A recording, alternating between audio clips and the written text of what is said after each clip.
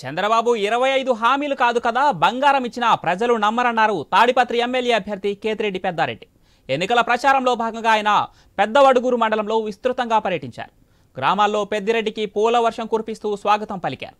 జేసీ కుటుంబం ఓటమి ఎప్పుడో ఖరారైందన్నారు పెద్దారెడ్డి. వారు ఓటమి భయంతోనే ఇష్టం వచ్చినట్లు మాట్లాడుతున్నారని విమర్శించారు. ఎప్పుడు గ్రామాల వైపు చూడని నాయకులు ఇప్పుడు బలపం కట్టుకొని తిరుగుతున్నారని మండిపడ్డారు. తాడిపత్రి ప్రశాంతంగా ఉండాలన్నా ఇక్కడ అభివృద్ధి జరగాలన్నా అది వైసీపీతోనే సాధ్యమన్నారు. సీఎం జగన్ ఏది అమలు చేయగలుగుతామో అదే చెప్పారని, చంద్రబాబులా మోసం చేయడం జగన్కు రాదని పెద్దారెడ్డి అన్నారు.